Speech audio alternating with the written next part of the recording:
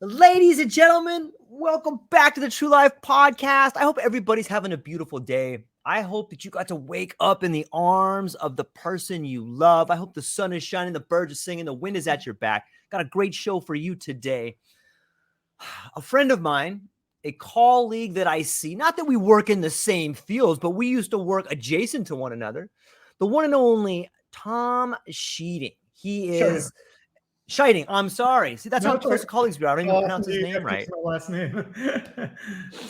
Well, he's an associate professor of economics who has been teaching since '05. In his classes, he immerses students into how the wealth and resources of a country are distributed and how economic equilibrium takes place. He discusses how economic influences other fields of study and how the world looks through an economic lens. Tom, I'm so excited you're willing to spend some time with me and the audience today just to kind of shoot the breeze and figure out some questions, man. Thanks for being here. How are you? I am doing well. The semester has ended, so the stress that brings on is lifted. The summer is here, and and I'm getting ready to do this epic thing for anyone who's listening that ever has to do advanced placement exams and getting ready to go to Cincinnati, where all of the AP exams come in, and then they bring a bunch of us in to grade 1,000 copies of the exact same question. So I'm prepping myself for that. That sounds kind of interesting in a way. So is the question like a free-flowing answer where people write? Oh, so you're gonna get to hear some. So what they do is we all fly to Cincinnati, and it's like a big expo center. So it's like huge center, and then they bring in about, I don't know, maybe 1,000 economists or 1,000. It's not only economists like myself who teach at the university level, but then it would also be people who actually teach the advanced placement exam in the high school setting. They bring us in, they spend a day, and it's a free response. So someone handwrites it out, and as a group, we come to an agreement about this is an acceptable answer. If you're missing this, it's this number of points off. That kind of thing, so that we grade consistently. And then and then your work it's a very rigorous process. Then they double check your work at random to make sure you're not being and you become very focused on one question. So basically for a week, I'll be grading one question for a week. So it's a very, we were talking before this started of cogs in the wheel, right? Or cogs in the watch. Yeah. I'm a very good cog. And it's also, for me, it's very different too, because it's as a professor, my day is rather unstructured, structured but unstructured. This one is very structured, so it's a very different process. Yeah, in some ways, it sounds exciting in that maybe you get to stumble upon the next great economic theory. I mean, it's got to be kind of exciting to think about some fresh eyes seeing a problem that has never really been interpreted a certain way. Have you ever come across that? You come across that from time to time. It is rare. A lot of times where I think the big discoveries tend to be made, right? There's this. So back in the late 1800s, there became the very first economics textbook, right? So colleges and universities, at least in the United States, are starting to become a little, much more frequent. So they made it one of the first textbooks for it. And the person that was writing, his last name was Marshall, he, was describing the things that someone would typically see when they take an economics class: downward sloping demand, upward sloping supply. And he made this comment then where he mentioned that there was an exception during the Irish potato famine, and that even though the prices of potatoes went up, that the people, kind of some generalizations here, but the people of Ireland didn't know how to make things other than using potatoes, so they still had to keep buying potatoes even though the prices had gone up dramatically, which is the opposite of the way we think of demand. And the person who wrote that about the Irish potato famine, his last name was Giffen, Giffen. That comment right there gave rise to what economists would call the Giffen good. Mm. And then for 110 years, 120 years, scores after scores of economists were on the hunt for another Giffen good. And people's careers were consumed by looking for more of these goods. I say this as a story that when you're a graduate student or even a young economist and you're trying to find what's your big thing, right? That people try to think of this like really big idea, really explosive topic. But what I have found is that the most impactful things are often the uncovering or the re-revealing of something that was uncovered before that. Not to promote my own work, but just to kind of give you some context. My work, my dissertation and whatnot was on scholarly journals, right? So economists, when they're writing, we publish research in a journal, very expensive academic journal, and that these journals are not personally subscribed to by me, but are typically subscribed to by libraries. The libraries pay for the journal. They subsidize the whole process. Me, I don't pay anything for the journal, right? I go to the library if I want to read it or something like that. But for an economist, that's a very bad way of structuring things because I personally am benefiting from the journal, right? Because my career is helped and whatnot. So about 40 years ago, 50 years ago, the two economists came up with the idea of why don't you not just make libraries pay for the journal entirely, but instead find a way to capture how much benefit I personally get from publishing, how much benefit the library gets from having the journal, and extract and price each person for the benefit they get. So the idea was that I, as an author, would pay a fee to publish my article. The library would pay a fee to receive the journal and benefit the readers. And for some reason, that idea was introduced in the early 70s and then never talked about again. Until, right, I mean, yes, and then I talked about it in my dissertation, and I'm not like the very first person to have like re-revealed it, but it's now gained so much more prominence in a digital age where, you've got people starting their own journals and they're entirely online. You don't have to have a printing press anymore, right? Even things like this, like a podcast or any kind of media thing, right? Where we could think of ways to have subscribers or patrons that help, pay the bills, but we don't have to have, 20 minutes of advertisements to support, right? So we're kind of seeing this deconstruction of all the media and subscription things and whatnot. And I say this because it's probably the case that even the financial structure of a podcast or, a blog or anything like that, there's probably an economic model out there that was talked about 40 years ago or 50 years ago. And that's the innovative stuff. The innovative stuff is someone in the basement of the library reading journals and saying, hey, that works, for what we're trying to do here. So that's what, I mean, in terms of like, when I kind of like sit back and like, wow, that economist really is doing some good work. It's not typically, I have found the Giffen good. Right. It's typically something more of like, look at this conversation we were having 50 years ago or 75 years ago, and maybe we should talk about it more now or less. Yeah, So. that reminds me, my grandfather used to always say, George, if you want a new idea, read a really old book. That's exactly true. But that's exactly true. Yeah, that's exactly true. Yeah. I almost think that this whole idea that you're speaking about, whether it's economy or artwork, it seems like it's something that permeates all of knowledge. Like we just go down this rabbit hole, or we go down this idea of incentives, and you could argue incentives for who, but it does seem that we go down this road and we kind of get off the beaten path, and all of a sudden we find ourselves in a cul-de-sac. And that's kind of almost where we are now. Like, we've found ourselves in somewhat of an economic cul-de-sac, because it's, there's just the same old song and dance. But I think we're beginning to see these new little tributaries come off the mainstream, and you're getting to see this kind of peer-to-peer idea.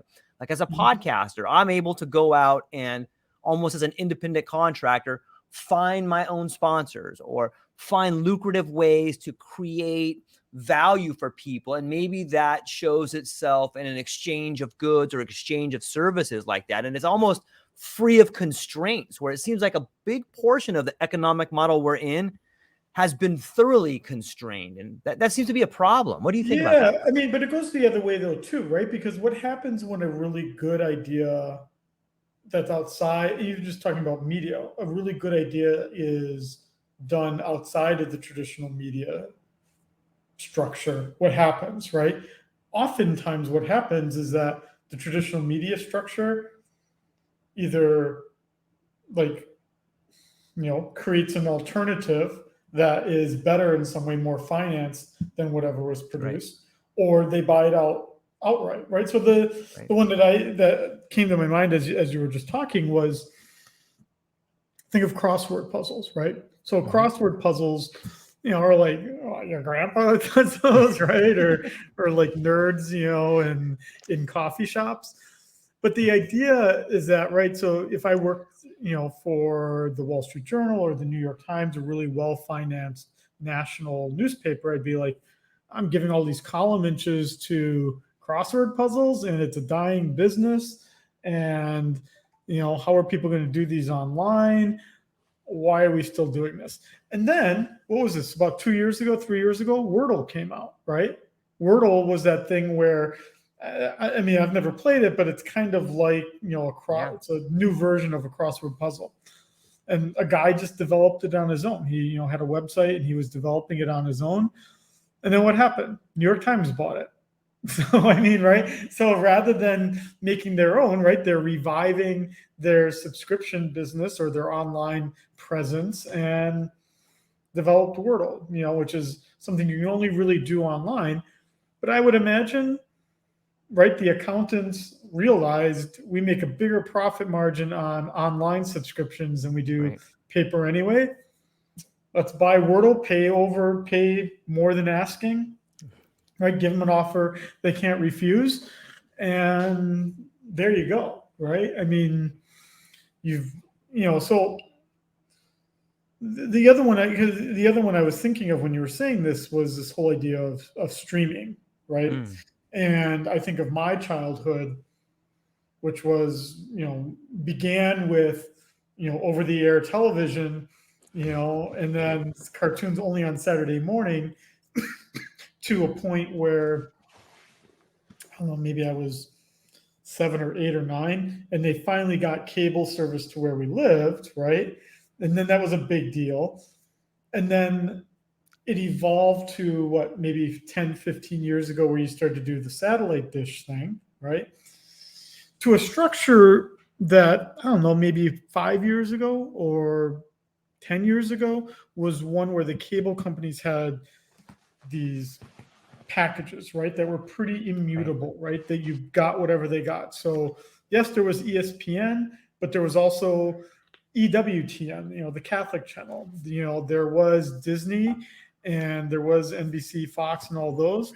But at the same time, there was the home shopping channel that no one really watched, but somehow was curiously in there, right? So everyone was, to put it better or worse, everyone was lining everyone's pockets, right? And it was a good setup, right?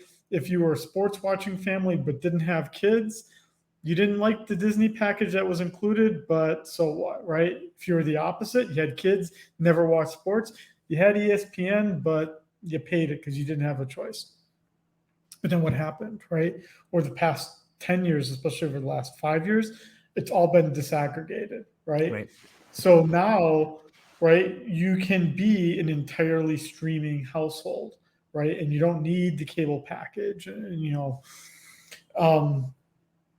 I say this because, again, the others, right, the established cable companies then find that they have to do something else to keep the lights on, right? So they can, you know, what's the one like for here, for us in Hawaii, you can only get the surfing channel if you actually do your subscription through Spectrum, right? The Time Right. Warner Spectrum, the official cable channel, right? And if you don't have, if you have Yeah. telecom like me, you don't get that channel. That's not Right. something you get because it's not part of, right? And so you can see that. But at the same time, ESPN is going to make a streaming app that has all of their channels. So, right, so think about it. If I love sports and it's all I do, why would I still pay $70 a month for a whole cable, package, rather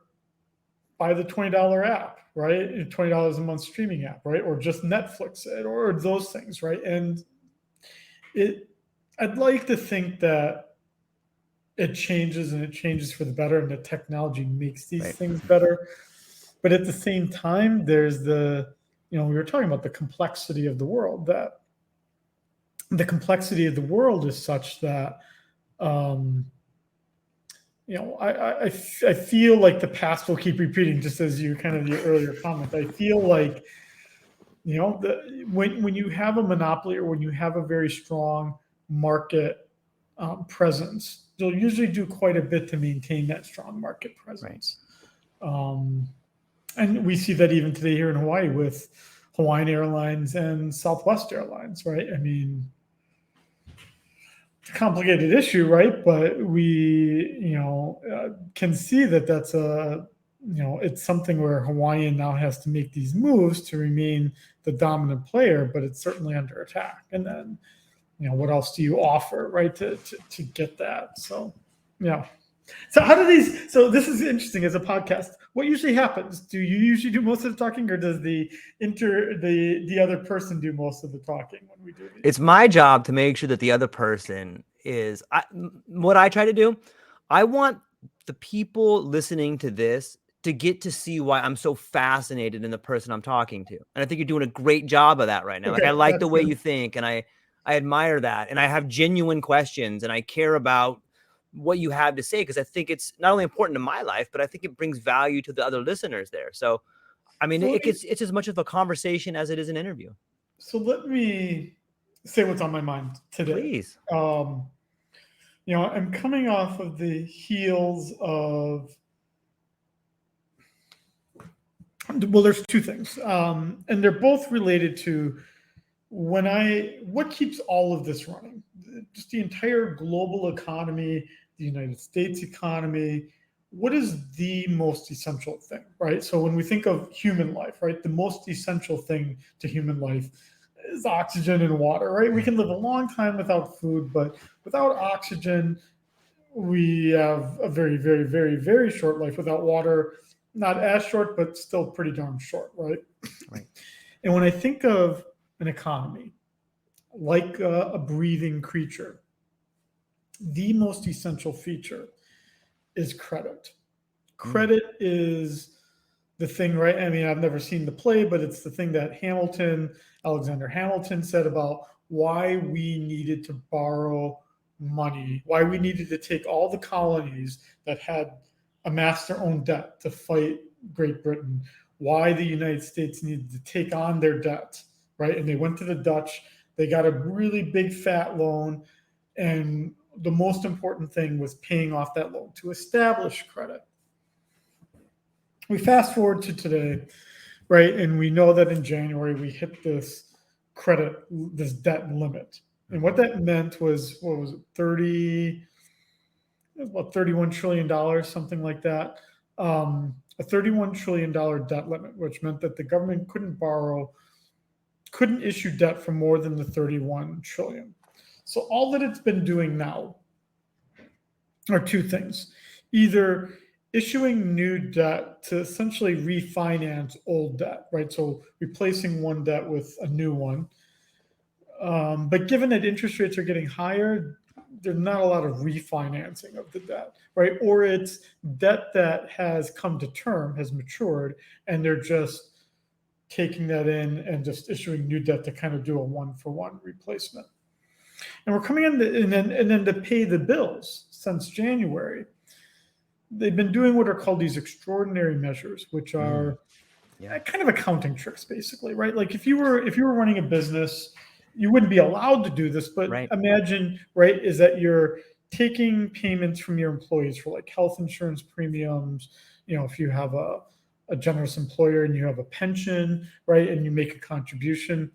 Well, what the government's been doing is taking that money out of its own employees, federal government employees' paychecks, and not putting it in a pension savings account or pension asset, but rather using the money to pay bills and being like, we'll do you a solid later, right? When we got the money, we'll put it back in the account. It's not like that. I mean, it's not just the federal government that does it. Even in Hawaii, as a state employee, the state did that with my pension contribution. They, when we hit the depths of COVID, my payment, the payment they were supposed to make on my behalf wasn't going to the pension people, right? They were keeping it in and saying, we'll pay it out later. So it seems like great. So already you can say that here in May, right? May, what is it? 17th, 18th, 18th, right? We're in a dicey situation. If you're running a business and you're saying, I'm only, paying the bills by taking my employees' contributions and paying things off, you'd be like, dude, you should be in jail, right? I mean, it's pretty bad. So June 1st is the earliest predicted date when the government won't even have enough money to pay those bills. It's called the X date. And so all these politicians are meeting right now to come up with a deal so that they can issue new debt. Here's the problem, and this is the thing that is not being talked about a lot. If you watch TV and I'm not like one of those political people where I get like super impassioned. They all let me down, so I don't get too enraptured with any particular politician because they all just, make you mad. But it's two camps, right? One is saying, don't pass a debt deal. Like people need to, we need to make these cuts or do these things, and they're only until they're forced against the wall will they make hard decisions, right? And then, or there's the other one that like everything will be okay. The U.S. has never defaulted on debt, and we'll reach an agreement before June 1st, this X date. Let's just say that best case scenario is reached, right? That all this dire situation of the government not being able to borrow more. Let's say that everyone gets in a room, says it would be really bad if the government defaulted, and we'll make a deal. Even in that best case scenario, so the government right now is down to about $80 billion, about $80 billion, $80 to $85 billion that it has right now to spend, which is so low. Again, that's why we're coming up to this June 1st date. Let's say they come up with a deal. If they come up with a deal, I'll just ask you, George, what's the first thing that you would then do as the government? If your bank account's down to $80 billion and you've got a lot of bills coming up, what's the first thing you're going to do? If I'm the government? Yeah, you're the government. And you've just been told you've got a higher credit limit. And you're down to like $80 billion. And so I'm going to run out of money by June 1st. I've got $80 billion left. And Congress has just raised my credit line. Oh, you're going to raise it up to the limit because the best predictor of future behavior is past relevant behavior. You're just going to max it back out again. Exactly. So they're going to max it out again. But think about it. It's now gotten so low. So here's the estimate. And I wrote this down before, so I haven't committed this memory. Yeah. They will need $600 billion by the end of summer. So that's important because what does that mean? That's $520 billion that they're going to have to go out into the credit markets to borrow from.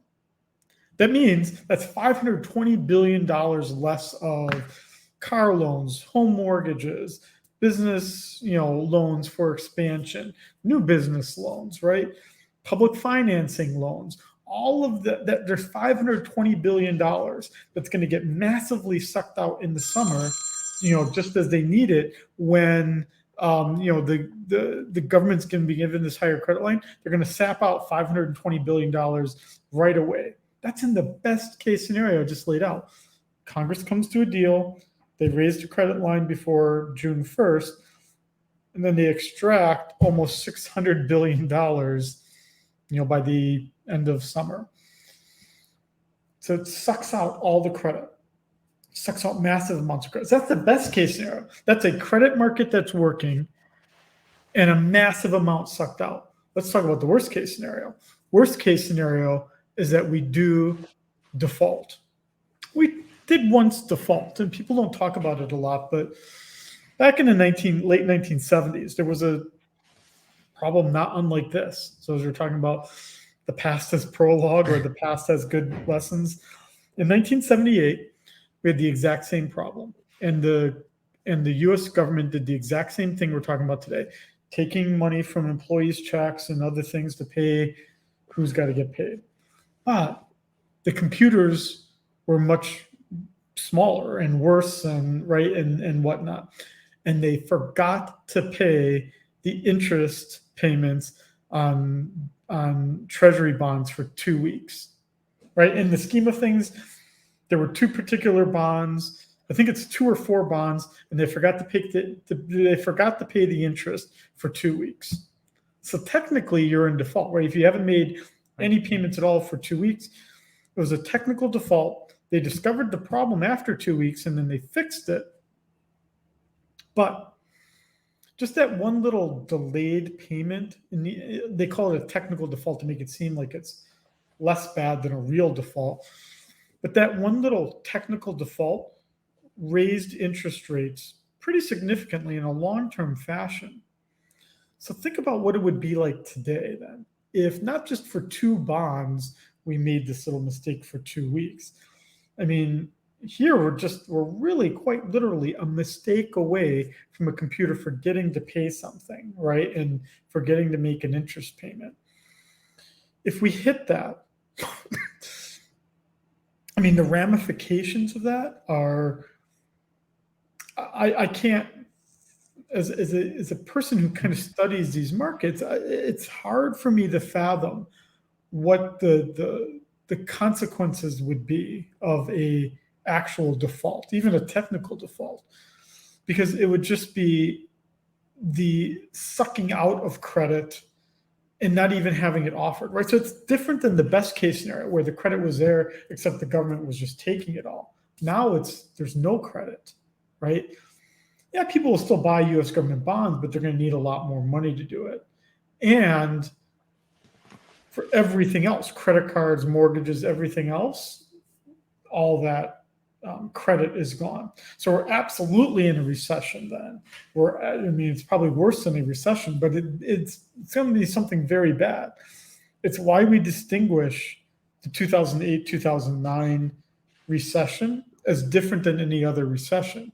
It's why in common terms, like two people talking, we called the 2008, 2009 recession a financial crisis, because it was exactly that. It was credit not being there like it used to be. And that's why even this kind of regional bank mess that we find ourselves in March and April, why I wonder why people aren't talking about it more. And I think there's something very telling in people not talking about it more, because it means that it's a lack of credit available even in local communities. We can think about, for us in Hawaii, where we don't even have a national bank presence, the ramifications are probably a bit more severe than. I haven't actually seen any meaningful articles actually talking about how it's affected. Certainly Bank of Hawaii and First Hawaiian. But what it means is that those two banks right there have less credit that they can lend out to the state. On the mainland, it's a little different, but it still means that, most, like you and I, regular people, most of our loans don't come from the big Bank of Americas or Wells Fargo's. They come from regional banks or local banks. And those banks aren't able to lend out as much as they used to. And so this is all a long way of saying is that you know, if we were to actually go in default for the government, that would certainly destroy the credit. And the credit's already being attacked with this. The availability of credit's already being attacked with this banking crisis, regional banking crisis.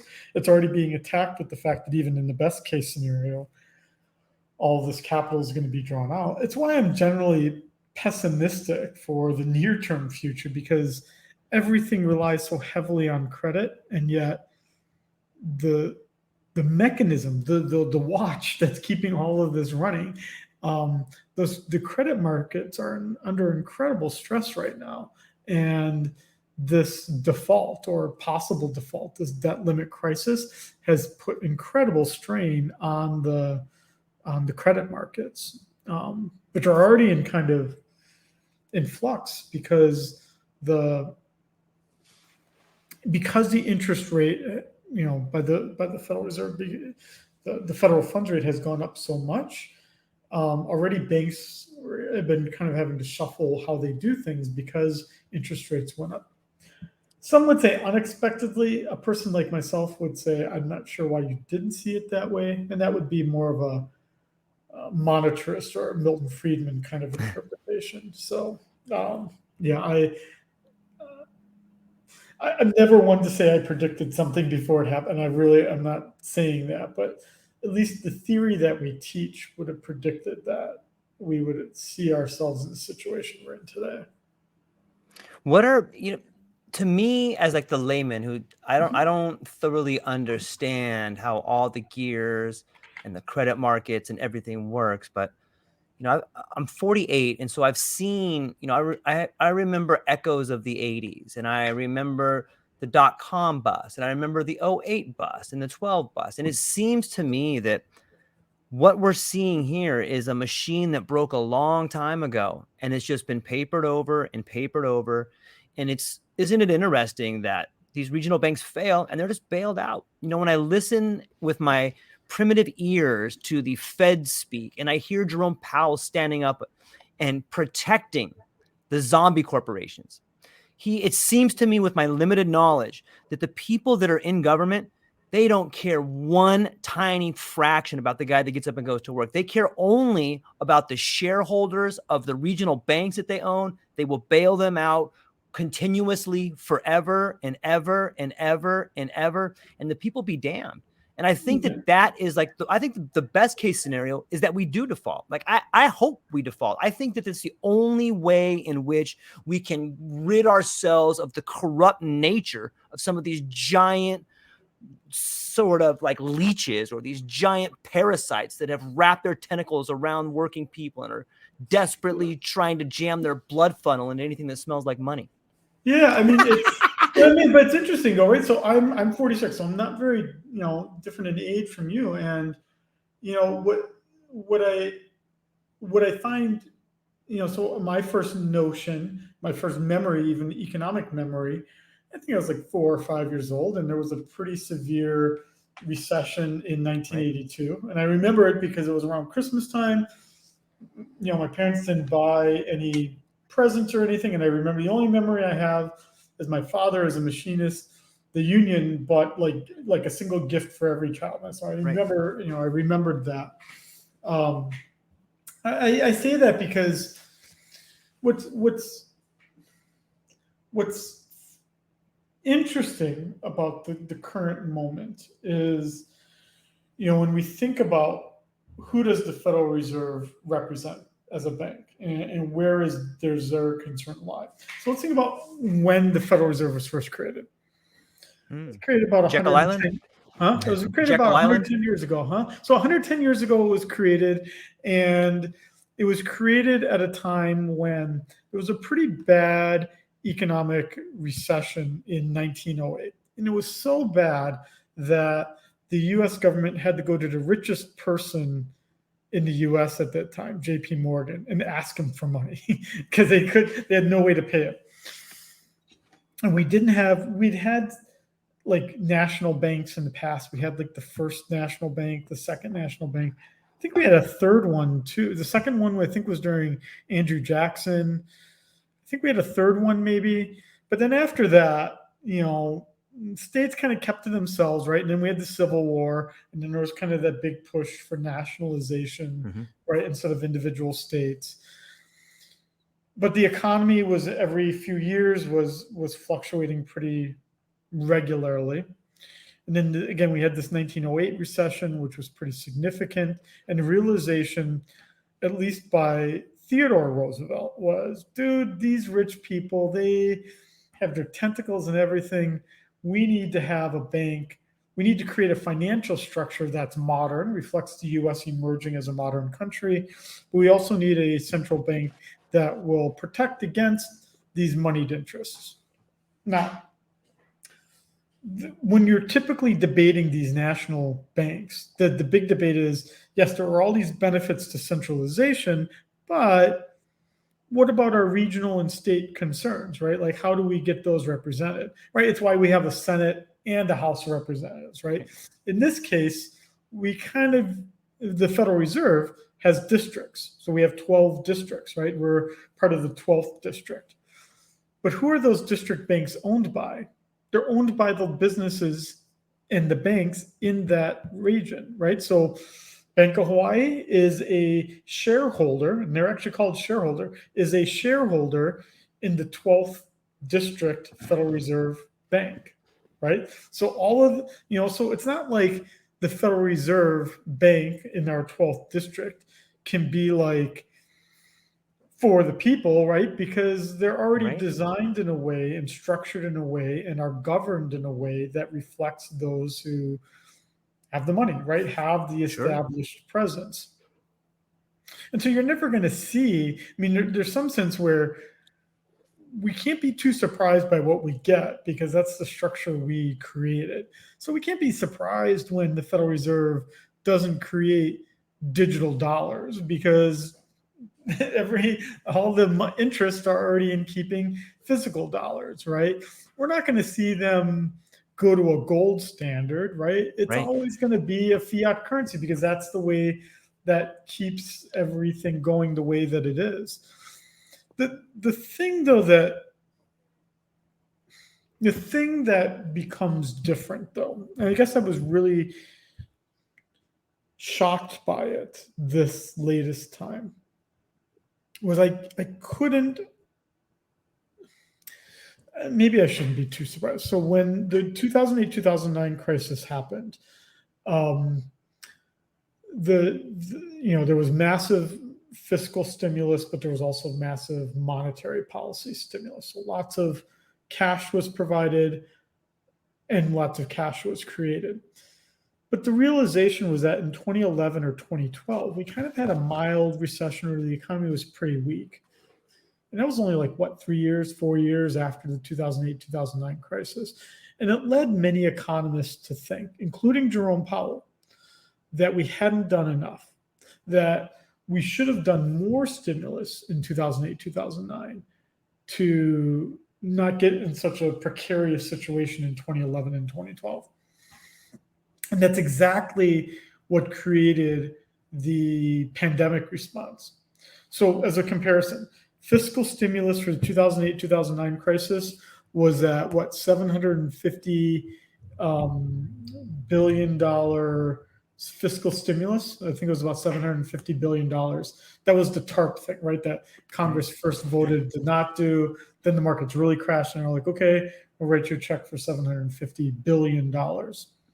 Think of the pandemic. That was like $5 trillion in just fiscal stimulus alone.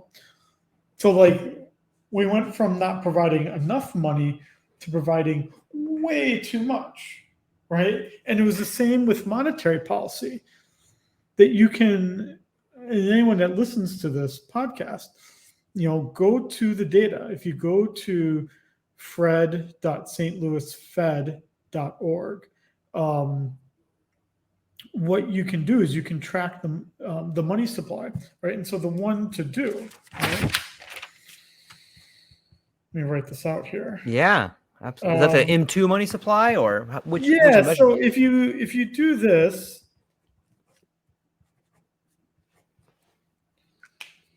So if you go to, let's see here, yeah, it works here. So if you go to that website and then you search for just M1, that's our basic definition of the money supply for economies, how much currency exists.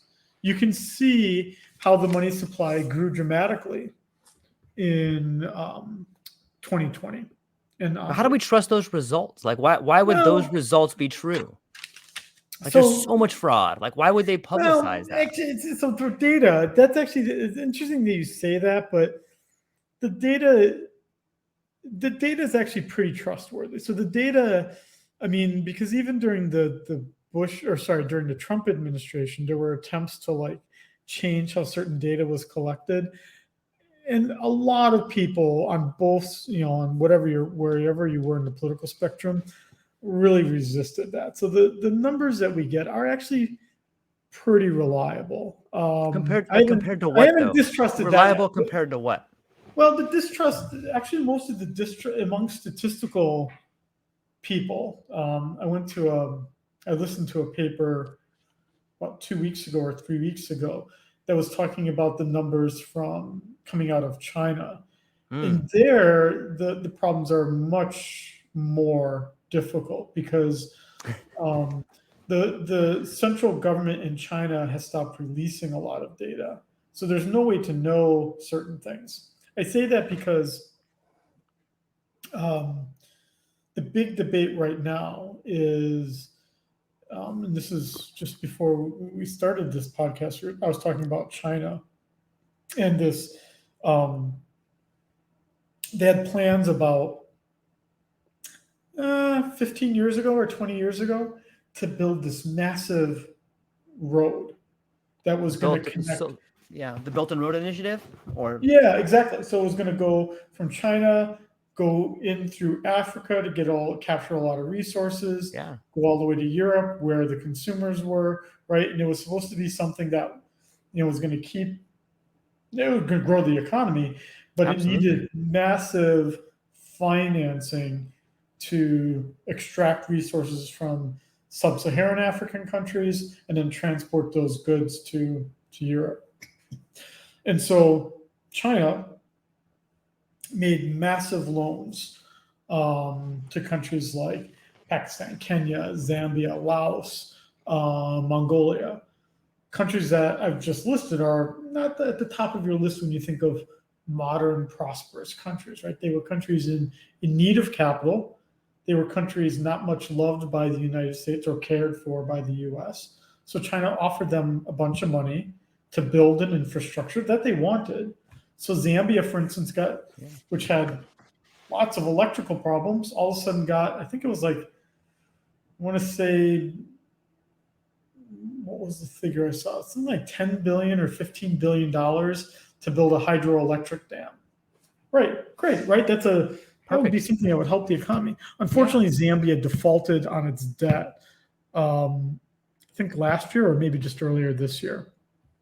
And the problem with all of that is that right now we don't know how much Zambia borrowed from China because China doesn't tell the rest of us how much was borrowed. Why is that a problem? I don't understand. Why is that a problem? That's the first problem. Yeah, and the other problem is that typically when the World Bank makes that kind of loan and they default, like Jamaica borrowed a lot of money, I think in the early 2000s from the World Bank, couldn't pay it back. And then the World Bank says, we'll do you a solid, just pay us 10 cents on the dollar, right? Or something like that, right? And give us all this land. Yeah, right? or something like that. Exactly. Well, yeah. That's the same thing China does, though, man. Like, actually, the way they do that is they say, like, you have to pay certain creditors first, and they usually put themselves at the top of the list. Sure. And the problem right now is that either the debt amount, the borrowed amount is not being reduced, or the problem is that they're putting themselves in front of the line. But here's the thing I will defend China on. China behaving like that, right? We could think like in the United States, like bad China, like that's not the way you should do it. You shouldn't be asking to get paid back first. But as we've been talking about through this podcast, history repeats itself. It's no different than what the World Bank does. So it's not like the World Bank is in any like, is any holier than thou position, because they do the exact same thing. Yeah, of I course. get the sense when you read kind of a popular press article about China, it's like, why is China behaving like that? When in fact, oftentimes the United States just behaved like that with others, right? Or we can complain China gave all these big loans to sub-Saharan African countries and treated them really badly. Well, is that any different than when Portugal and Germany and Britain had colonies in Africa? Is that really any different? I mean, history repeats itself. That's the best way to say it. Or even the modern day part of it, Yeah. which would be France.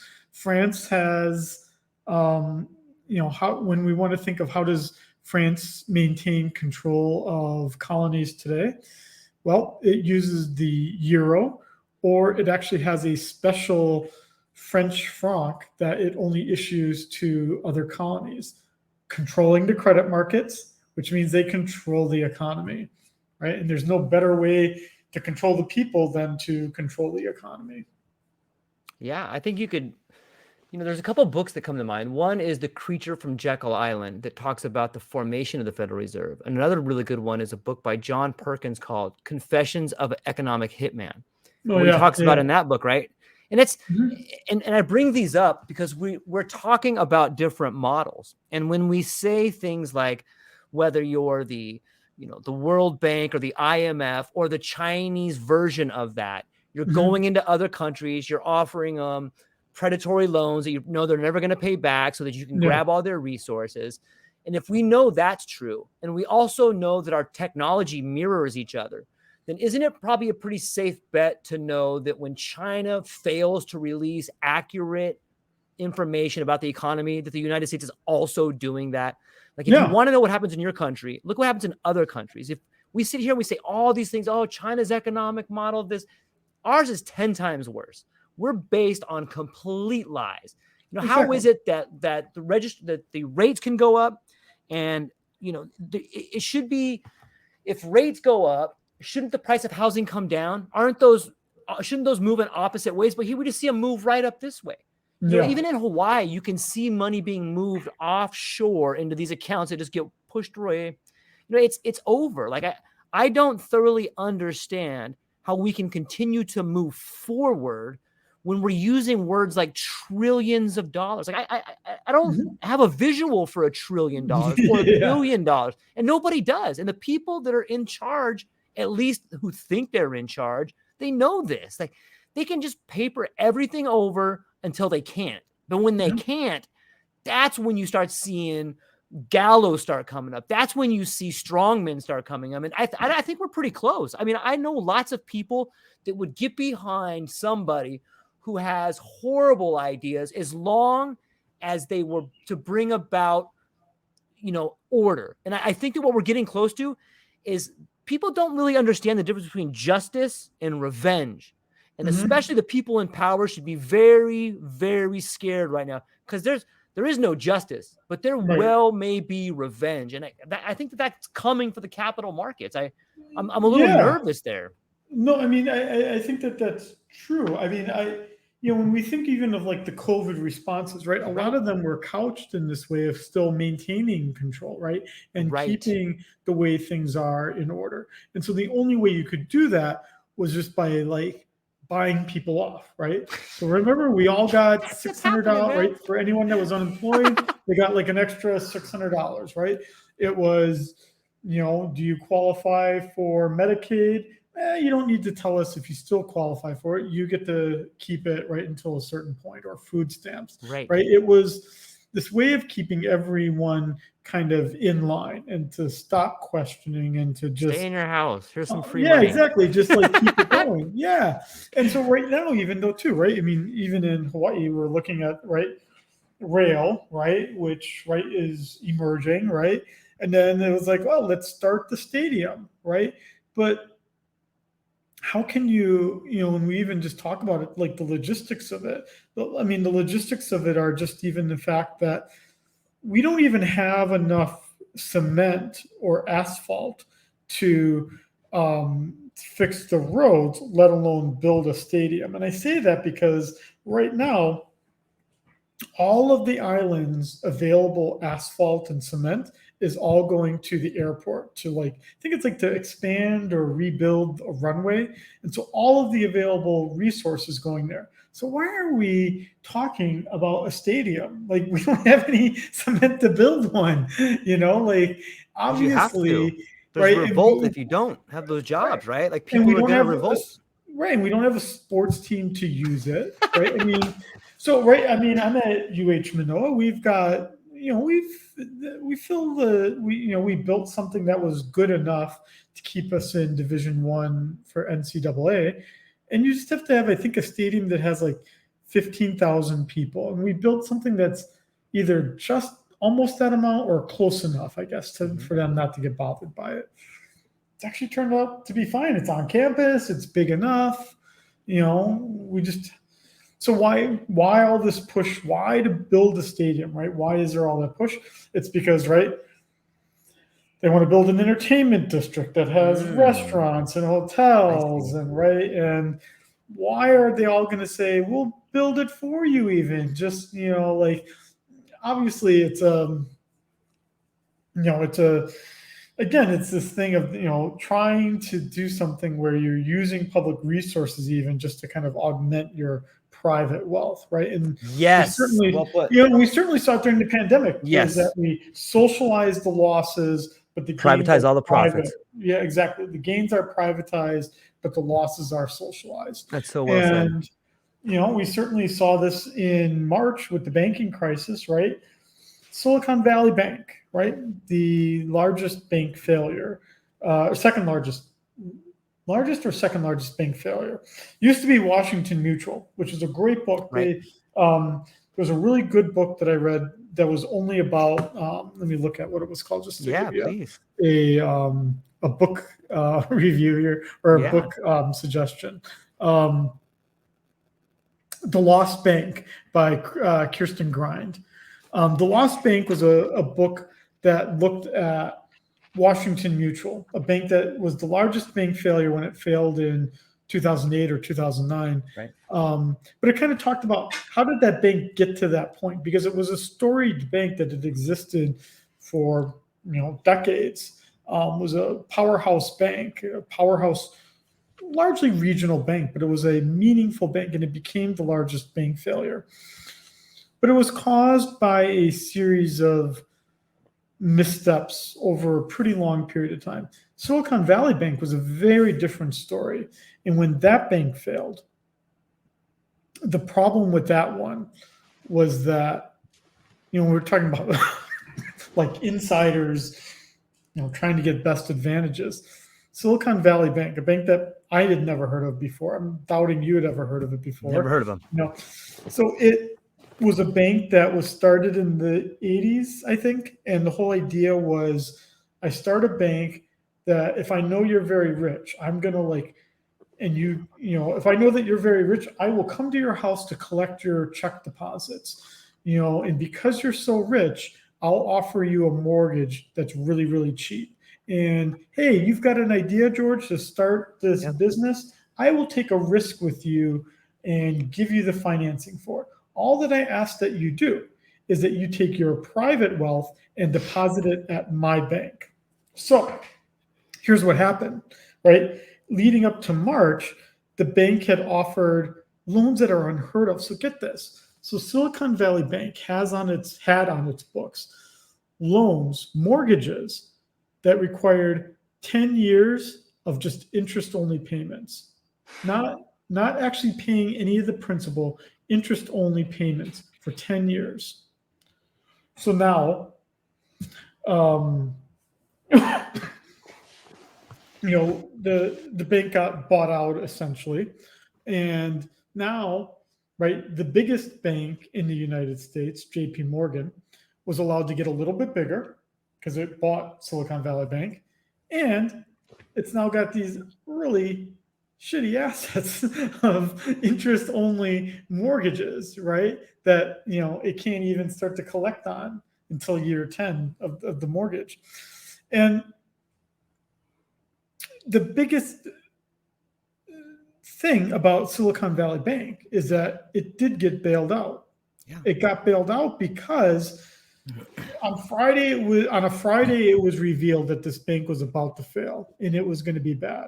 And then what we saw on Friday and Saturday, like during that weekend, it was that companies that you and I have probably heard of, like Roblox, right? Roblox, which is the company that like sells games to kids. Right. That's something like, I forget how much it was exactly, but it was something like, it was many, many, many millions of dollars of uninsured deposits. And that other big tech companies had lots of uninsured deposits. And you would think, why would a company as mature as Roblox, which is, a pretty big company, Giant corporation. why Right. would they hold so many millions of uninsured deposits at a single bank? Any kind of risk assessment would have said, spread it out and show Yeah. the risk.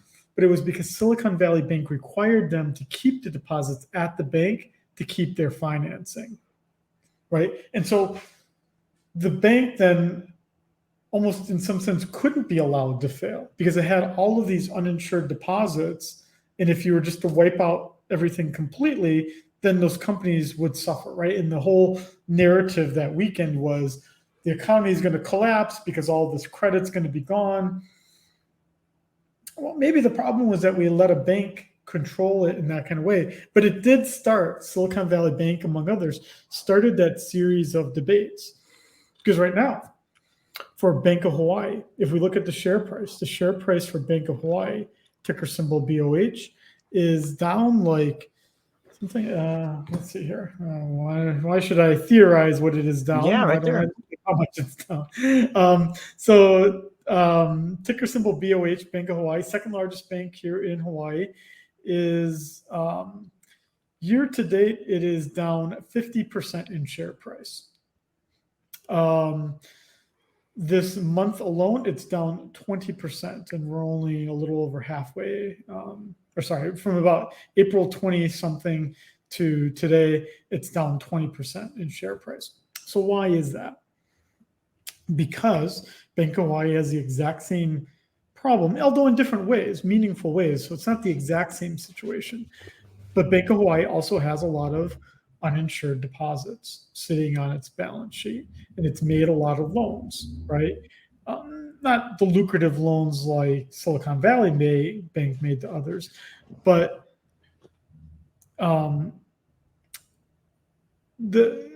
here's what happened this week. So this is again May 18th. For any of your listeners that are kind of like wondering, like, why does this all matter?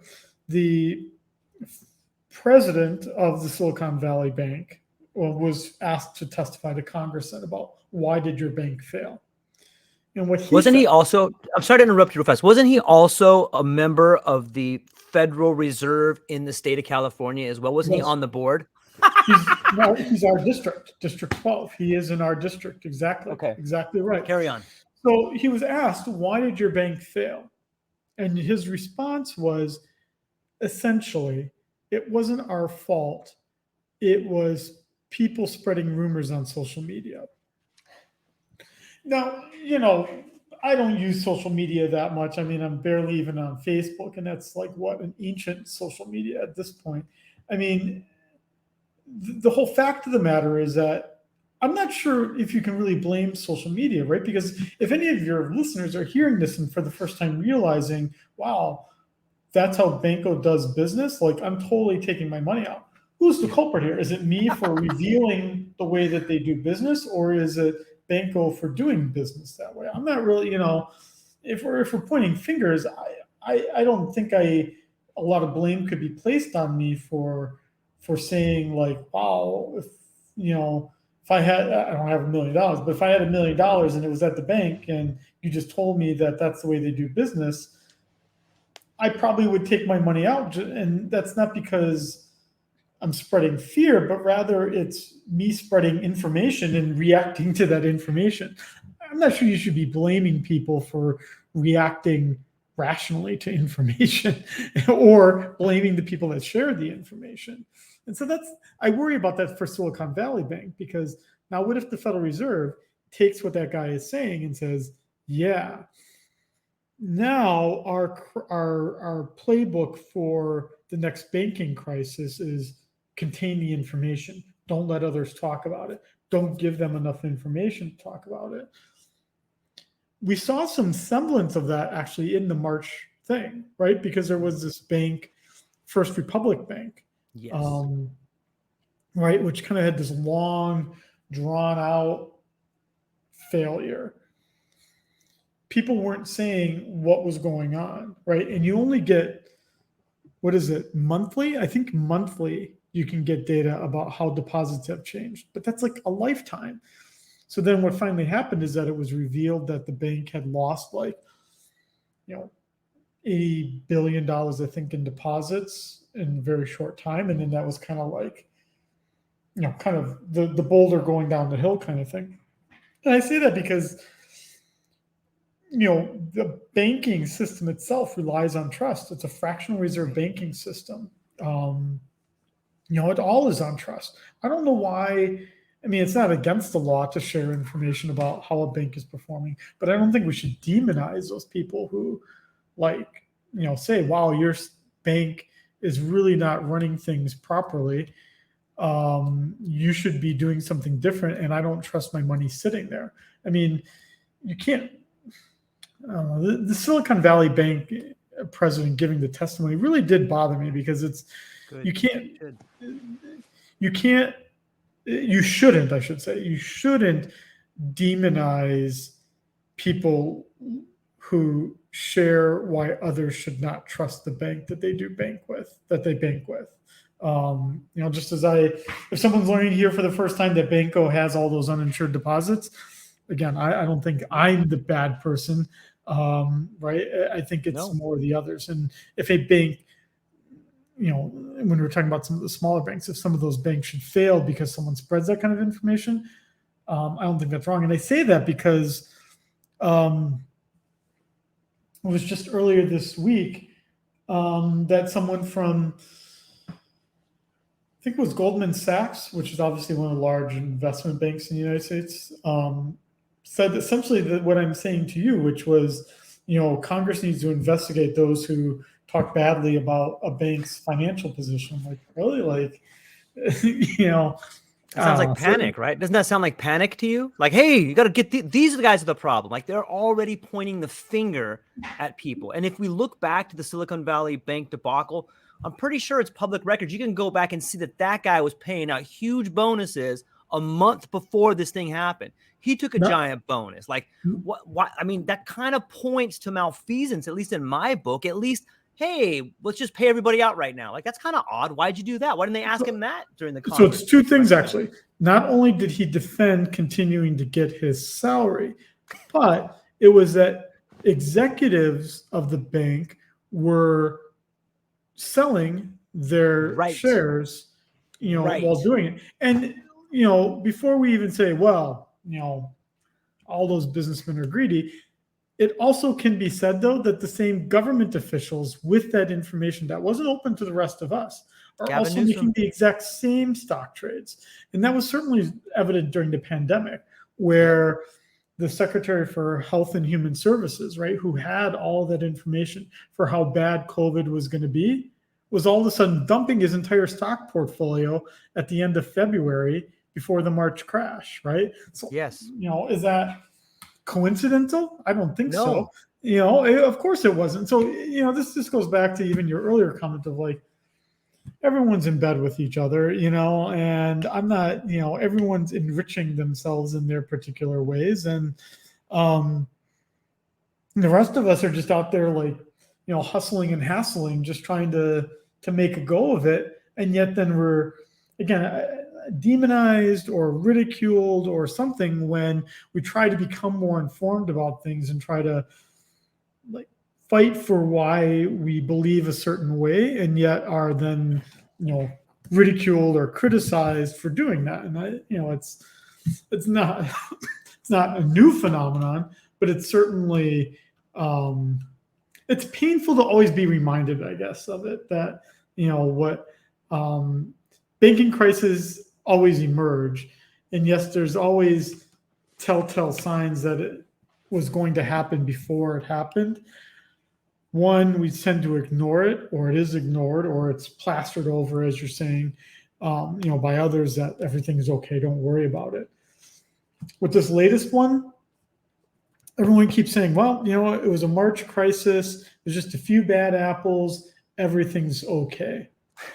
Here's the counter. The counter is there's an awful lot of smoke and it's really, really hot. It probably is not a false alarm fire, right? I mean, the only way you keep it from getting even bigger is if you try to shut the door, shut the windows, and try to clamp it down. And I feel like that's what they're trying to do more of. Yes. Is they're trying to just like contain information, keep it down, make it against the law to talk badly about something, Yep. do whatever you got to do, rather than actually fix the fundamental problem, right? Which could be any range of things, right? It could be you fix the accounting standards, right? So this problem that we got into was that banks. I mean, do you want me to talk about how did Silicon Valley Bank get in this problem? Of course, yes, please. So banks are not allowed to buy, like, when they take in deposits. The question is, what do they put their deposits into? They don't have many choices. In fact, they're pretty limited to U.S. government treasuries and U.S. government agencies bonds. So like Fannie Mae, Freddie Mac, and whatnot. And so when the pandemic started in 2020, remember, things were just like flush. Everyone had tons of money, right? And people were making massive deposits. And so people put their money into Silicon Valley Bank and they deposited it. And so their deposits were huge. And so what the bankers did, any large bank, they usually have, like, Banco has an entire floor devoted to buying U.S. treasuries, right? Buying and selling U.S. treasuries, U.S. government debt. So they bought a lot of U.S. government treasuries. Now, U.S. government treasuries are typically long dated, meaning 5 years, 10 years. I think they do 20, but they definitely do up to 30 years, right? So they're buying these very long dated bonds. Now, back in 2020, the prevailing interest rate was basically like near zero or very, very low, which meant that treasury bills were also at a very low interest rate, right? Now, what can we say about this past year, right? Is that the interest rate now is something on the order of north of 5%, which means that treasuries are trading much higher, have a much higher interest rate than they did in 2020. Now, what is the value of a bond that was issued in 2020, let's say, that has an interest rate of 1%, versus a bond that I could buy today that pays, let's say, 4%? The bond that was issued in 2020 has less value because it offers a lower interest rate. So if I were to try to convince you as an investor to buy my 2020 bond versus my 2023 bond, I'd have to give you a pretty good discount on my 2020 bond to buy it because it pays such a low interest rate, right? Versus my 2023 one. But now think about it. That 2020 bond, if I actually priced it at its market value, it's now significantly less than it used to be because the interest rates had gone up so dramatically, which now means that a bank that had really good capital structure now has a much less capital structure. Right. It's happening right now to Banco. It happened to Silicon Valley Bank. But the accounting, now this is how could we fix this situation if we really wanted to fix it? Is we could change the accounting rules so that they had to take the market value of the bonds that they're holding. The accounting rules right now just say you don't have to do that. You can just say you have $100 million in bonds. You can just keep it at 100 million. You don't have to tell us what the market price is until they sell it, right? Like it's off there, and once. Yeah, and if then you they actually can sell it, account for it. So exactly. So if you actually sell it, then you have to actually reflect the actual value of it. But if you don't, it can sit on your books and it doesn't have to reflect the market value. So some really smart people in late February, early March said, fuck, like this is really bad, right? And they started to look at the list of like where the banks where the most exposure is. And it was Silicon Valley Bank, Bank of Hawaii, right? I mean, Zions Bank is another bank. I shouldn't just be picking on Banco. Zions Bank is a pretty large bank. Citizens Bank. What's the other one? There's a bank based out of Buffalo, New York. Merchants, I think it's like Merchants Bank or something like that. Regional banks, they don't have like the protection where we say that they're too big to fail, right? That we give to the national banks. And they had a shaky asset structure. What stops people from lots of money just shorting those banks? Like if we know that they're right there, why doesn't everybody just get together and short them all? And is that kind of what people are worried about by letting people talk about it? Like you could see hedge funds or something like, let's just short all these guys. Let's just punish them. Why? Because we'll make tons of money. Well, no, I think it'd actually be the opposite. So my theory is that it's exactly the opposite. Okay. So here's the question, I guess. What do you think the chances are that we would allow, let's just take as an example other than Bank of Hawaii, what would be the chances that we would allow Zions Bank to fall? So Zions Bank, let's see. Who's we? Who do you define we as? We as a society. Okay. So we as a society were like so reluctant to get involved in Silicon Valley, and then so reluctant to get involved in First Republic Bank. That was another. I don't think we had a choice. You know what I mean? Here's the issue, right? So why short it then? We don't have a choice, and they're going to do everything they can to struggle to resist the bank from failing. Why would you short it then? Why wouldn't you just let the value get really low and then just buy it, right? That the share price will go up, right? So let's, in full disclosure. So let me talk about in full disclosure, right? So I've been poo-pawing this idea of the regional banks. So last week, I did buy shares of Bank of Hawaii. I bought it at $32 a share. And the reason why was that notion of like, if I think everyone is corrupt and I think that the whole system is corrupt and that nothing is fundamentally going to get changed, why don't I just take advantage of the fact that the share price is so beaten down that I buy it? I bought it a week ago, just 1 week ago.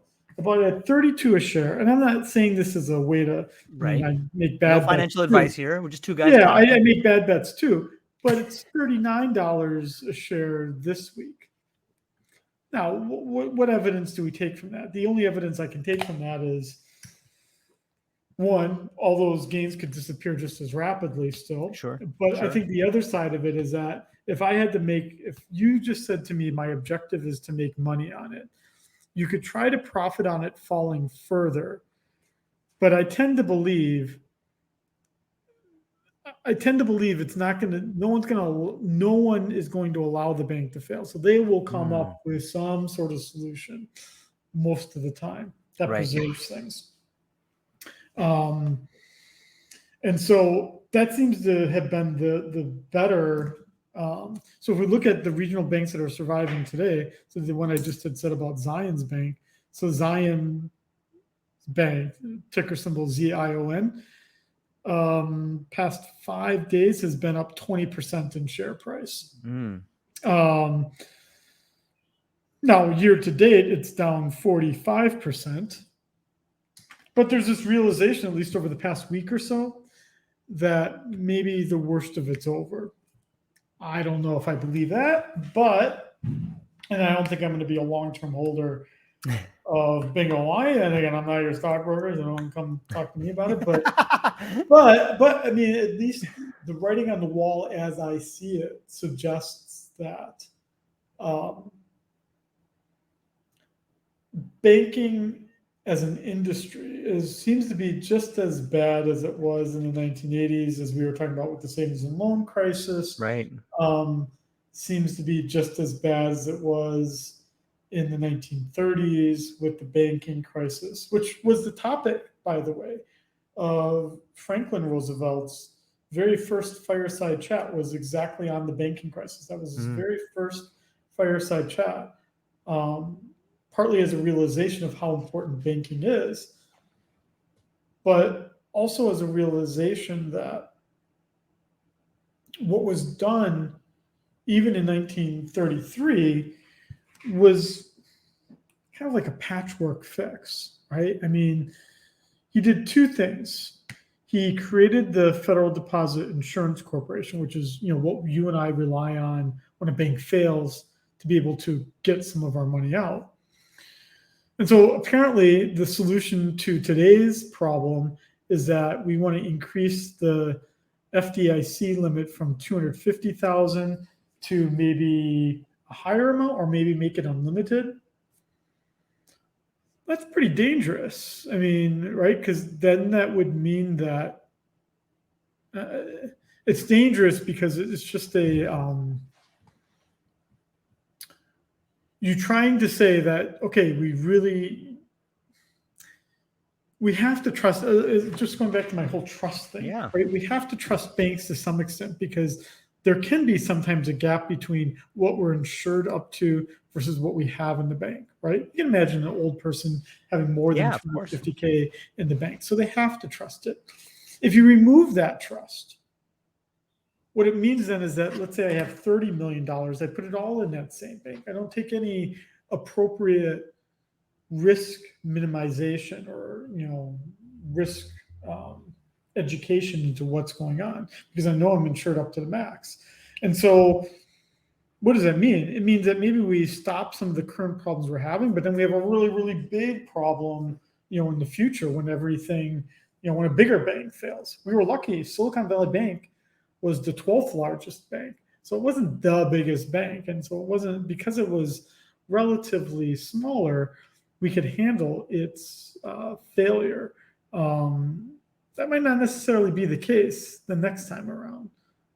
We could imagine a really, really big bank failing and not having the assets to cover it. But the second thing that President Roosevelt did at the time was on June 5th of 1930. So in March of 1933 was when he created the Federal Deposit Insurance Corporation, insuring the deposits.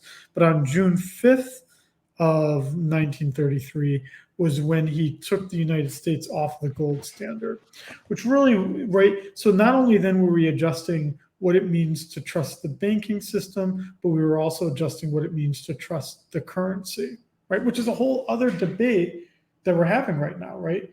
Do you trust the US dollar? Do you trust, something that you and I have talked about before? Do you trust these cryptocurrencies? Do you trust the Swiss franc? Like, what currency do you trust? I mean, I don't know. My students have asked me this, here at UH, and my response typically has been, I don't know. I don't really trust any of them. All I know is I'm trying to survive. Right. And the bank wants to get paid back in dollars. My kids need their tuition dollar paid in dollars. Yeah. The grocery store wants dollars. So I don't know, dude, I'll pay you in dollars. I've got enough things to worry about. I don't need to be, buying other currencies and switcheroos. Right. On the other hand, it's typically something failing that we always expect to work one way is when the problems emerge. So, if the dollar were to ever not be the thing that's used, as I tell my students, yes, not only would I be affected greatly, but it probably means we're pretty darn close to the end of this economy if we stop doing that. So it probably doesn't matter. It takes me back to like that fake missile scare, like the story I remember. my students. Yeah, I mean, the story I tell my students is, I was in bed. My oldest son was in the middle. My wife, who was pregnant at the time, was on the other side of the bed. Get up to the phone going off, says all this bad stuff's happening. I'm like, well, and I could hear, and I lived in faculty housing here at UH, and I could hear my neighbors like peeling out of the driveway, like really fast, and and I'm thinking about it, and I'm like, it doesn't matter. I mean, what are you gonna do? Yeah, what are you gonna do? We're pretty screwed anyway. So I just went back to bed. Now, again, you could say That's what I awesome. did was reckless and didn't care. On the other hand, I doubt that even the person peeling out of the driveway, if it had been something real, probably would not have been okay either. So Where were they why going to make all go? the extra effort to be not okay? Yeah. Yeah. Yeah, it's interesting. Like hypothetically, like let's say that there is some sort of like I always wonder like back in '08, I had bought in my first house like in '07, right at the height of the market. And I got like a like an 8% interest rate, and housing in Hawaii was way through the roof. I had bought this place then in Launani Valley that was I bought it for 310. It was probably worth about like 210 maybe. But I had bought it right at the height right there. And then when the bottom dropped out of the market, I realized that I couldn't afford it, and I tried to put tenants in there and I was having such a tough time, and it was my first house. And so I was just so distraught over the idea of having my credit ruined and losing it. And, I'd worked so hard and Trust, yada, yeah. yada, yada. And I started trying to go down the road of getting a modification. And I had a countrywide loan, which was sold to Bank of America. There's no Bank of America in Hawaii. So as I was trying to go through the modification process, I finally got a hold of someone. They're like, "Oh, you don't need any help." And I'm like, "What are you talking about? Like, I can't afford this." And they're like, "Well, you haven't missed any payments." And I'm like, "Oh, I get it. You need me to miss payments and then you'll help me." And they're like, "No, no, no, no. That's not what I'm saying." And I'm like, "That's exactly what you're saying. You said I haven't Yeah. missed any payments yet. Okay, so I'll just miss payments and I'll call you back, right?" And they're like, "No, no, don't do that." But look, no shame in my game. Okay, I just miss payments then. And I'll be darned, in 2 months, I had people breathing down my neck. "Hey, man, you need some help? Need some help? Need some help?" Mm-hmm. And I was like, I was so mesmerized at how fast the help came, and I didn't understand it until I got my modification, and then I started seeing on the news like, "Hey, Hawaii doesn't participate in the non-judicial foreclosures," which means Bank of Hawaii couldn't come and take my house. Like they couldn't do it. And I started seeing people online and hearing stories about like going to court and showing the judge like, "Hey, these people don't hold my loan. And I would be Mm-hmm. happy to give them my payment. I would be happy to give them the house if they can just show me the loan." And people Mm-hmm. couldn't do it.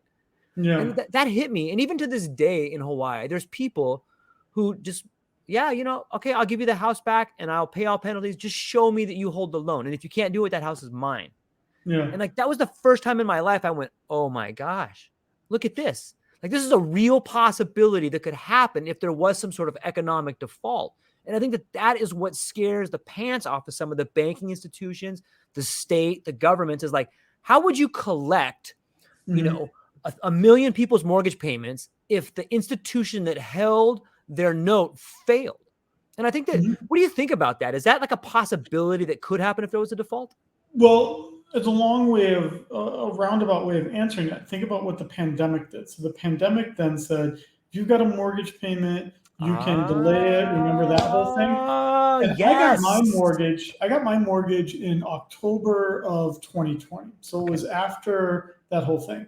And wouldn't you know it, my mortgage, which was from Central Pacific, even had a clause that said you cannot use any COVID modifications or delays in your payment, right? So there was that whole thing, right? As a kind of a new borrower, right? But certainly for you as an existing borrower, you got to make use of that. But the banks probably weren't too happy about that situation either, right?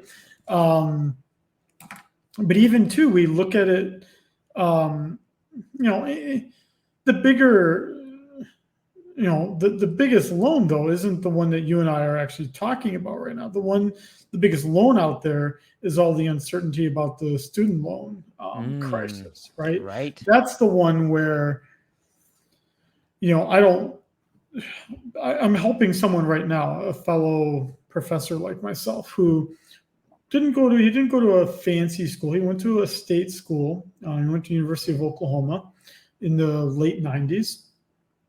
And, it didn't add up to that much. I think the loan was, I say not that much, but, at the time, I think it was, he got all the way to a PhD. And I think it was about $100,000. So Right. he didn't pay anything out of pocket, but it was about $100,000. And so in the early 2000s, He called them up and said, I'm just starting out. I'm an academic. I've got all these, I've got this big student loan of $100,000. What can you do for me? And so it's kind of much like the story you're telling.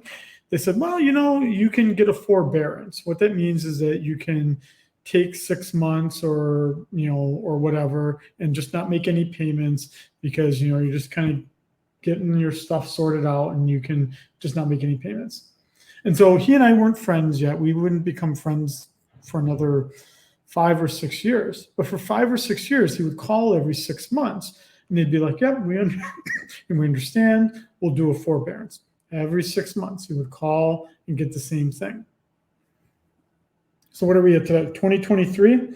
The balance on that $100,000 loan taken out in the late 90s after forbearance, which means in forbearance, you've got the principal amount and then the interest is being capitalized, meaning the interest is being added on to the original borrowed amount. If he were to pay it off right now, like let's just say someone rich died and he had all the money to pay it off right now, he would need close to $500,000. Wow. And if he were to take the 20-year repayment plan that's offered to him, for any student loan, the total amount he would pay off after 20 years is $1 million. Wow. So who failed who here, right? As I've talked to him, and he and I kind of share a similar sentiment. It's not that, you, for instance, want to try to get a house for free. It's not that he doesn't want to pay anything on the amount that he borrowed to go to school. He's more than willing to make an honest and fair repayment, right? In your case, right, the situation changed, and it's changed so much that I can't possibly keep to this obligation I have. So it's either going to be cut and run or stay with it. But if I stay with it, let's negotiate. That's it. And come up with something that is painful to both of us, right? Not just painful to one. Shared sacrifice. Exactly. And that's the same thing that he's got going on right now as well, is that, as I've told him, he's 65, something like that. I told him, dude, stretch it out and we don't have debtor's prison and you'll be dead before you have to pay it all back, and it's a shitty thing to say to someone, but at the same time, like when they're unwilling to acknowledge the fact that they gave bad advice for 10 years and kept telling him to stretch things out, you should have to be held somewhat accountable for having given such bad advice for so long. Or in your case, it would be, market conditions have really, truly changed. And by the way, it's not costing us that much as an institution, let's say Bank of America, to borrow the money or have the money to be able to lend it to you. So you know what? Price of business has changed. Used to be 8%, but you know what?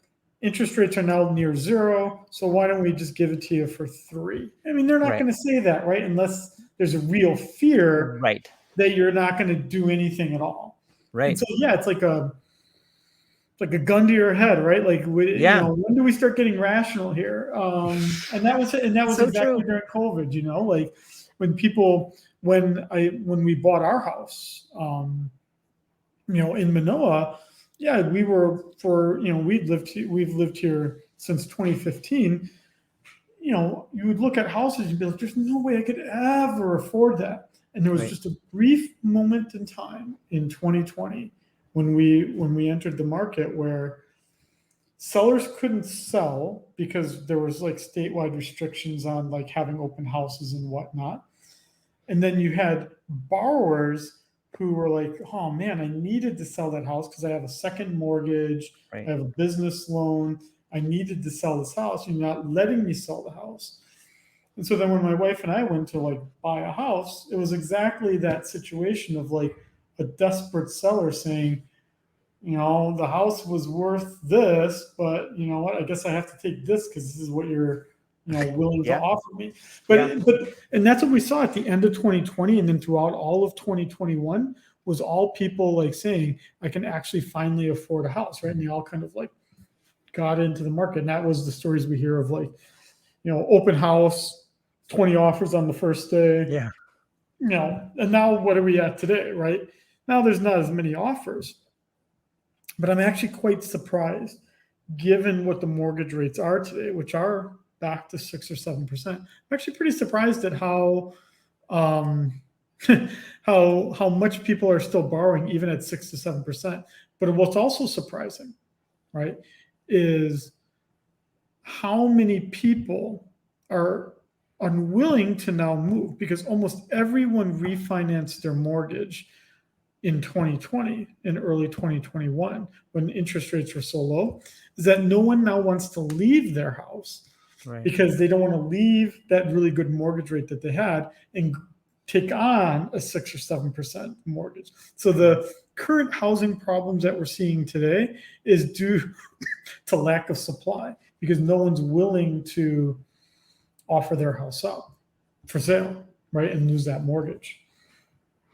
Is that why we can see housing? I know Hawaii is kind of a different animal, but it seems even across the nation, like you're seeing rates rise in tandem with housing prices. Like, how can that be? Yeah, I mean, well, part of it is, right, at least on the mainland, it becomes down to an issue of, being able to build more, right, or being able to, kind of create there's enough other houses out there that people are able to move to it and commute farther distances and whatnot. The prices themselves, since we don't have a lot of new inventory, if we talk specifically for Hawaii, we don't have a lot of new inventory out here. And so really then what it comes down to is that if you're the seller, you're looking at what could the new buyer, how much could they afford, right? How much could they get approved for a mortgage? So when we look in 2020, when, even when my wife and I bought the house, our income hasn't changed that much between 2020 and today, or what it was in 2015, even in 2020.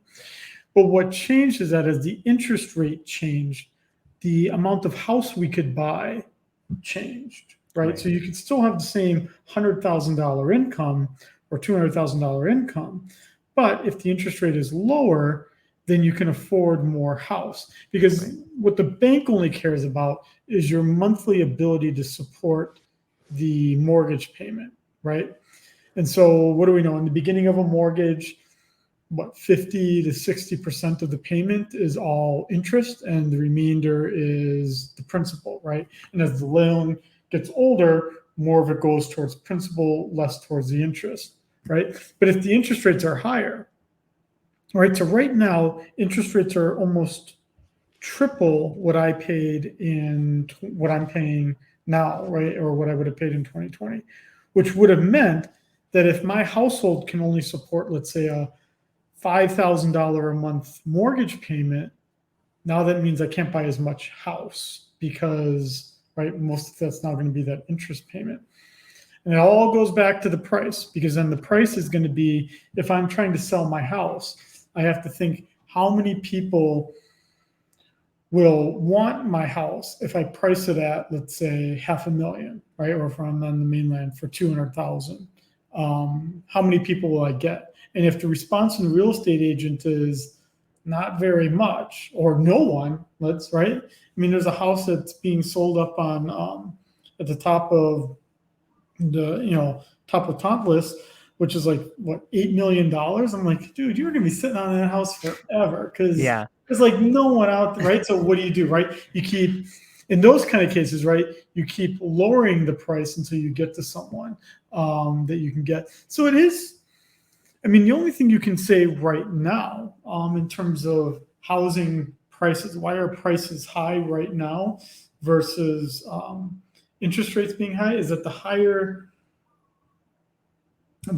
interest rates are making it so that people are unwilling to sell their house, which means that the few houses that are there for sale, they know that there's not much inventory out there.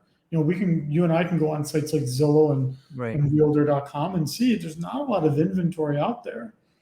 Yeah, if you want that $8 million house. But if I was looking for for something in Manoa, which is largely built up and there's not a lot of new inventory or even existing inventory. Um, if there's only a few houses for sale, someone that wants to live in that community is going to have to pay the price. The only thing where you see things a little different is on the leeward side, like in Eva, where they've got space to spread out. Right. But also the curious thing about Eva is just as you see in Ward Entertainment District, right? So in Ward Entertainment District, that's all managed by Howard Hughes, right? Right. So Howard Hughes, the corporation has structured those condos and they've built a whole living, working, whatever community, right? Just like in Eva, Eva by Gentry, right?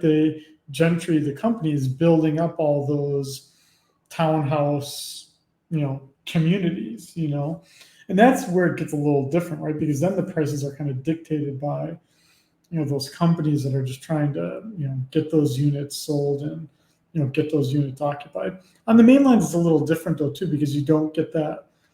At least for most of America, you don't get that corporatization. The big thing in real estate right now is commercial real estate. So in commercial real estate, I mean, my wife just signed a lease renewal agreement, and they were offering crazy generous terms just to keep a place occupied. Like if you want to get commercial real estate right now, what's the example I can give you? The example is 5-year lease, you get almost the equivalent of like half a year of free rent, right? Like spread out over the 5-year contract. That's quite significant, I think, in those kinds of terms. And so you've got, that's a big thing. And by the way, I just continuing on my theme, what's on the balance sheet of a lot of regional banks? Commercial loans. Yeah. So that would be your Zions, your Bank of Hawaii, all commercial loans. That's a good point. So think about that. What's going to happen to the value of that? So if that building goes under, right? Now the loan that I held as a bank, that asset's worth a lot less. Yeah. Which means the regional bank crisis now just gets even bigger and bigger and bigger. And we're back to all the moving parts. There's no simple answer, man. Exactly. Yeah. Tom, this has been an incredible conversation, my friend. I know we kind of put it together last minute, but I got to tell you, it's exceeded everything that I thought. I really enjoyed talking to you, and we should do it once a month, man. We should do it again. I was just going to say, let's do it again. Yeah, of course. And I think that we can. I really enjoyed it. Anyone listening to this, if they want to put in the comments or whatever, or share with you, we can pick up a theme. Right now we're just kind of like talking off the top of our heads. But if anyone wants to pick up a theme, I'm either willing to talk about it or I'll do some research too and try to come up with something. So yeah, let's do it. Let's come up with something, and we'll hit it up once a month, or we'll figure out a time frame, and we'll make it a thing. So, but for now, Tom, before I let you go, where can people find you? You got anything coming up? I do. In terms of like academic articles, I actually came out with this for anyone that's kind of interested in that kind of stuff. I just published a research article, and it's not too technical. Okay, I just published a research article in the journal Feminist Economics. Nice. And I actually looked at this interesting issue of how did outsiders in the economics discipline, how did they struggle to become economists when the job market to become an economist, like an academic job economist, was controlled by kind of like an old boys network kind of thing. Like, how do outsiders get to become economists? And so I did some archival historical research on the way that outsiders tried to be kind of recognized or legitimized in the economics profession. So that's coming out here in the next month or so in the journal Feminist Economics. Probably the easiest way to reach me though too is I work at UH, so even if you just do a kind of a Google search with University of Hawaii and my name right there, you can kind of see kind of some of the work that I'm kind of working on. A lot of my research is also now in the country of Mongolia as well, and kind of that economy, kind of doing this long decades-long transition from being kind of a Soviet satellite country to being a market economy. But it's also a country that, as a recurring theme here, borrowed a lot of money from China for its belt, the Belt Road.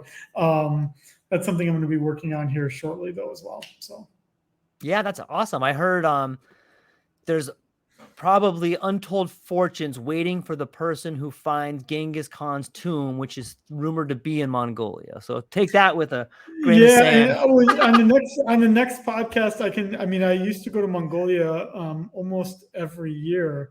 Nice. For quite a few years, up until I had kids. So I can regale the next podcast with some tales from my trips to Mongolia.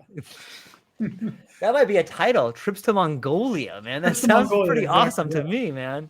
Yeah, sounds all good. Right. So let's do this again. Any listeners, you guys can make some comments, and we can talk about those in the next podcast.